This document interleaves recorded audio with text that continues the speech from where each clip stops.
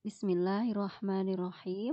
Assalamualaikum warahmatullahi wabarakatuh. Apa kabar Ananda semuanya?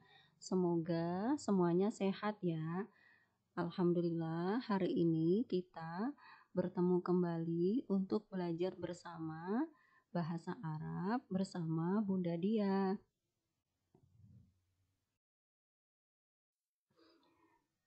Yuk Ananda semuanya bersiap ya. Kita akan belajar kosakata bahasa Arab tentang nama-nama benda yang ada di dalam kelas. Sama seperti yang kemarin ya. Kalau kemarin itu kita belajar apa ya? Kemarin kita belajar kosakata tentang peralatan tulis. Nah, hari ini kita akan belajar kosakata tentang nama-nama benda yang ada di dalam kelas.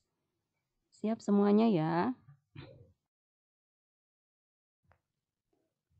Baik, sebelum kita mulai pelajaran kita, mari kita membaca Al-Basmalah. Bismillahirrahmanirrahim. Semoga Allah memudahkan belajar kita hari ini. Amin.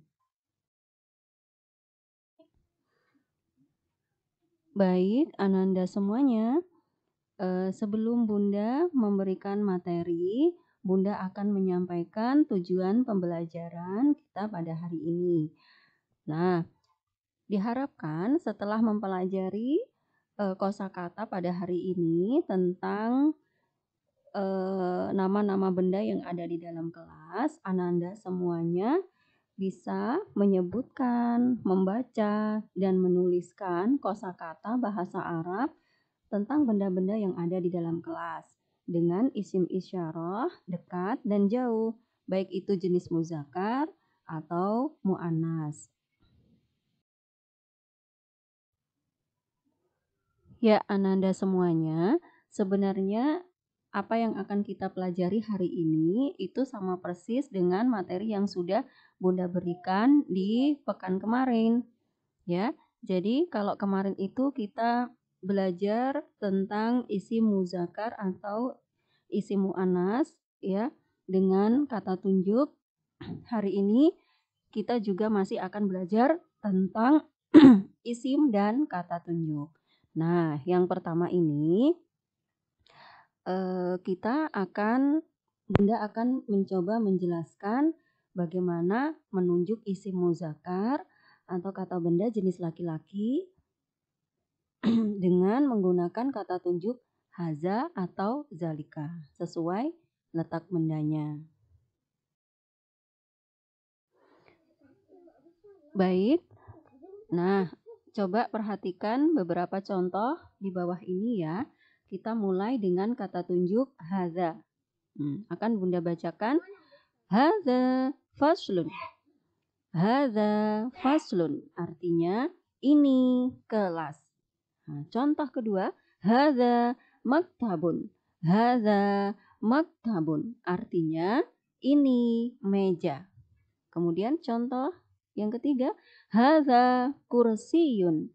Haza kursiyun artinya ini kursi. Nah, mari kita perhatikan ya. Jadi kata tunjuk haza itu akan selalu bersambung dengan isim muzakkar atau kata benda jenis laki-laki ya. Jadi maksudnya misalnya seperti hadza maktabun. Ini adalah contoh kalimat yang benar ya. Jadi bukan hadza tallasatun. Ini salah ya. Jadi yang benar hadza maktabun. Nah, begitu seterusnya. Nah, contoh yang ini juga sama ya. Tapi kata tunjuknya menggunakan zalika. Kalau tadi menggunakan hadza, yang ini menggunakan zalika ya. Artinya itu ya. Coba Bunda bacakan. Zalika mak'adun. Zalika mak'adun. Artinya itu bangku. Itu bangku. Kemudian contoh yang kedua, zalika misbahun. Zalika misbahun. Contoh artinya itu lampu. Kemudian contoh yang berikutnya, zalika babun. Zalika babun. Artinya itu pintu. Nah, coba kita perhatikan. Ya, apabila ada kata tunjuk zalika, maka isimnya itu harus muzakkar. Kata bendanya itu harus laki-laki, ya. Nah, seperti contoh yang sudah Bunda bacakan. Zalika mak'adun. Nah, mak'adun ini adalah kata benda jenis laki-laki atau isim muzakkar. Begitu juga misbahun, artinya lampu. Ini juga kata benda jenis laki-laki, ya, atau isim muzakkar. Begitu juga dengan babun. Nah, ini juga isim muzakkar atau kata benda laki-laki, ya. Selanjutnya kita akan belajar bagaimana menunjuk isim mu'anas, ya, yang menggunakan kata tunjuk hazihi atau tilka sesuai dengan letak bendanya. Kalau tadi itu isim muzakkar, ya, dengan kata tunjuk haza atau zalika. Kalau sekarang kita akan belajar bagaimana menunjuk isim mu'anas dengan menggunakan kata tunjuk hazihi atau tilka. Nah, ini contohnya, ya, akan Bunda bacakan. Hadhihi sa'atun.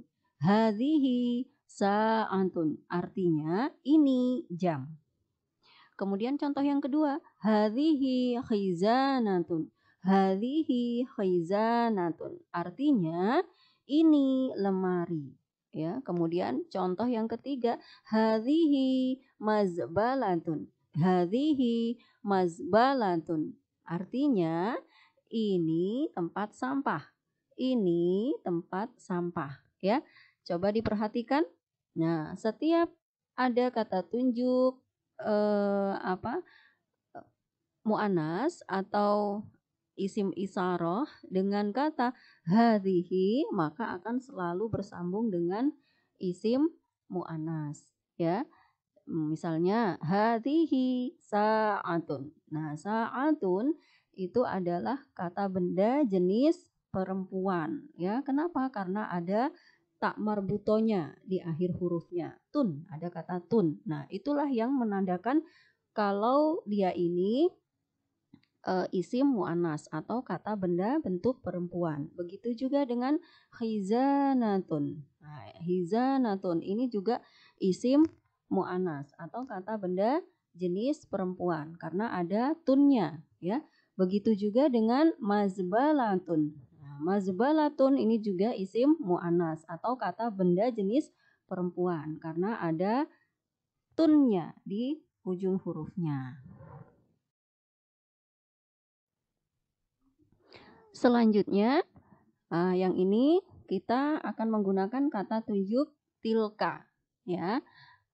Tilka. Bunda bacakan tilka kharitatun. Tilka kharitatun. Artinya itu peta, ya. Kemudian contoh yang kedua, tilka ruznamatun. Tilka ruznamatun. Artinya itu kalender. Kemudian contoh yang ketiga, tilka nafizatun. Tilka nafizatun. Artinya itu jendela. Itu jendela. Ya, kita perhatikan, ya. Kata tunjuk tilka itu selalu bersambung dengan isim mu'anas, ya. Sama kayak yang contoh tadi, ya, hadhihi, ya. Jadi kalau kita menggunakan kata tunjuk hadhihi atau tilka, maka isimnya itu harus mu'anas, ya. Nah, maksudnya isimnya itu kata bendanya itu harus berjenis perempuan. Nah, bagaimana mengetahuinya? Itu tadi, ya. Jadi di ujung huruf itu ditandai dengan huruf tun, ya. Nah, seperti kharitatun. Nah, peta. Kemudian dari kata ruznamatun. Nah, ini juga termasuk contoh isim mu'anas atau kata benda perempuan, ya. Kemudian Selanjutnya nafizatun. Ini juga termasuk contoh kata benda jenis perempuan atau isim mu'annas. Baik, setelah kita membahas tentang bagaimana penggunaan kata tunjuk untuk isim muzakkar atau isim mu'annas.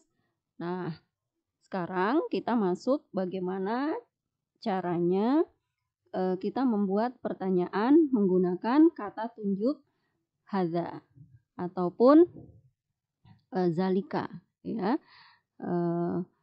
Jadi begitu juga sebaliknya, ya. Nah, pada bahasan ini, ya, jadi pertanyaan yang menggunakan kata tunjuk hadza itu bisa dijawab dengan kata hadza atau zalika sesuai posisi yang menjawab dari benda yang ditanyakan dan sebaliknya, ya.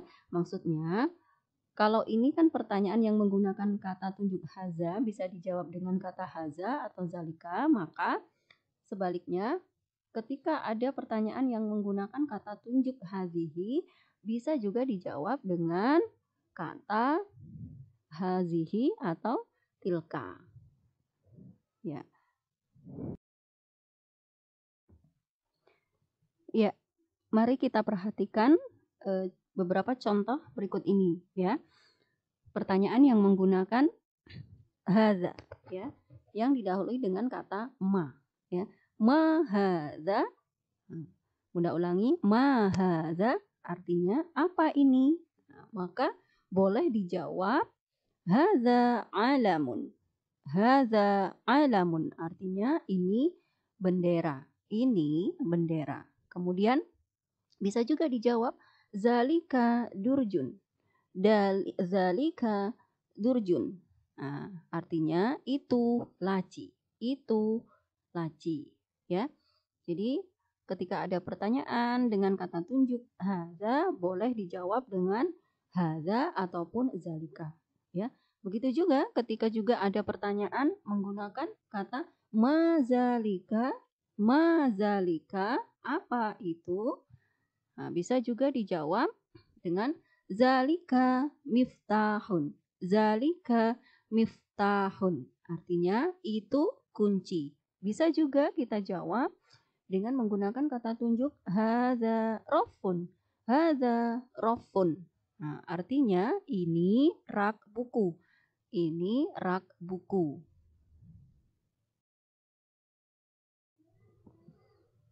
Selanjutnya, perhatikan contoh ini ya. Ma hadhihi. Ma hadhihi. Ya, ketika ada pertanyaan didahului dengan kata ma hadhihi, maka boleh dijawab dengan hadhihi mirwahatun. Hadhihi mirwahatun. Artinya ini kipas angin, ya. Kemudian bisa juga dijawab ketika ada pertanyaan ma hadhihi, maka bisa juga dijawab dengan tilka kharitatun. Tilka kharitatun. Ya, artinya ini peta. Itu peta, Afan. Ya, artinya itu peta. Begitu juga ketika ada pertanyaan didahului dengan kata matilka, matilka apa itu? Bisa juga dijawab dengan tilka ruznamatun. Tilka ruznamatun. Itu kalender. Bisa juga kita jawab hadhihi miknasatun. Hadhihi miknasatun. Artinya ini sapu.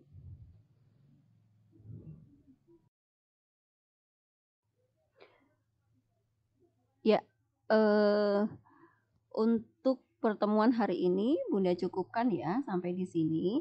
Semoga apa yang sudah Bunda jelaskan bisa dipahami dengan baik. Kalau mungkin nanti ada pertanyaan yang kurang jelas, boleh ditanyakan langsung sama Bunda, ya, baik lewat video call ataupun media yang lain, ya. Untuk selanjutnya, Bunda akan memberikan tugas seperti biasa. Tolong dikerjakan halaman 13 dan 14. Baik, Ananda semuanya, Bunda ucapkan terima kasih. Semoga pelajaran kita hari ini bisa dipahami dengan baik. Baik, syukron ala ihtimamikum. Bunda cukupkan sampai di sini. Mari kita bersama-sama melafazkan alhamdulillah, alhamdulillahirabbil alamin. Syukran. Wassalamualaikum warahmatullahi wabarakatuh.